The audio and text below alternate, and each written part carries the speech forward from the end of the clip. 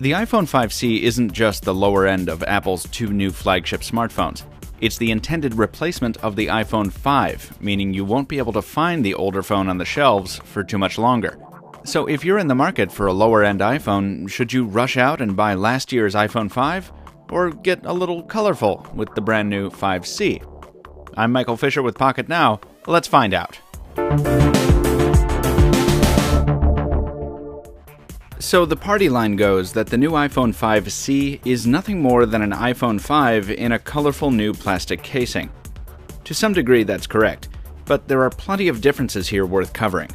We'll talk about them in terms of hardware, software, and some test notes. Putting these phones side by side, it's hard to believe the 5C is the newer model.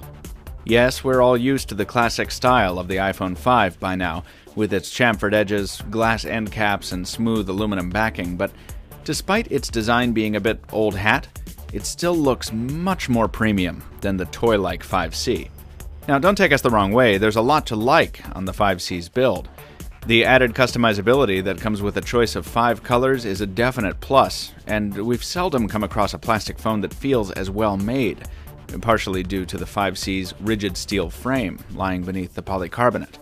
Other details like button size, travel, and feedback are impressive and well done, but there's no question that the 5C feels like the cheaper of the two devices. It's more comfortable in the hand thanks to its rounded corners, but the 5C was built as the lower-end alternative, and it feels like it, despite its increase in weight and thickness. In terms of published specs, the differences are exceedingly minor. The 5C is powered by the same A6 processor and modem combination as the iPhone 5 with the same 1GB of RAM, and its display is the same exact panel as well. The 5C does pack a slightly larger battery, and the front-facing camera has seen a small upgrade as well. From the standpoint of an end user, everything else on the hardware front is exactly the same. Those similarities only multiply on the software side. The newer iPhone 5C runs iOS 7 out of the box, but as Taylor Martin demonstrated in his iOS 7 Gold Master walkthrough video, the iPhone 5 has no trouble running the new version. App launch times between the two devices are exactly the same, from stock to third-party titles, and responsiveness throughout the interface is similarly identical, from multitasking to browser performance to boot times. The camera results follow exactly in the pattern you'd expect, given the identical 8-megapixel shooters on the back of these phones. The pictures, shot with iOS 7's new stock viewfinder app, are identical in both HDR and non-HDR shooting modes. Colors are bright and edges are sharp in most well-lit situations, but low light is still a pretty big challenge compared to newer phone cameras with optical image stabilization, something not included on either of these shooters. Nevertheless, photos are fine, and videos come out smooth and well-balanced on each. On the other side, the improvements to the front-facing camera are minor, but they do result in slightly more accurate coloring on the 5C. There's not quite as much parity in voice performance, where the 5C takes a small hit in quality.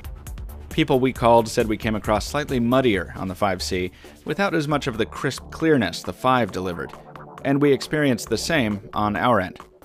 The difference isn't major, but it's there.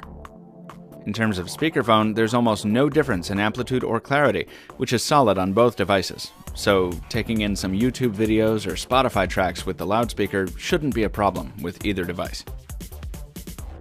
The differences between these phones are so minor that the choice between iPhone 5 and iPhone 5C is almost entirely a cosmetic and aesthetic one. If you want the added customizability of different casing colors, and you don't mind the feel of plastic in the hand, the 5C is a very capable mid-range iPhone. But if you're looking for the same responsive performance with slightly better voice quality and a much more premium build, you'll want to snap up an iPhone 5 while you still can. Folks, there's an iPhone 5C and iPhone 5S review from Pocket Now coming shortly, and in the meantime, be sure and check out our comparisons, including the 5S, the 5, the 5C, and every other device we can get our hands on. Follow us on social media and make sure to throw us a like if you enjoyed the video. Leave a comment down below if you have something to say, and as always, thank you for watching. We'll see you next time.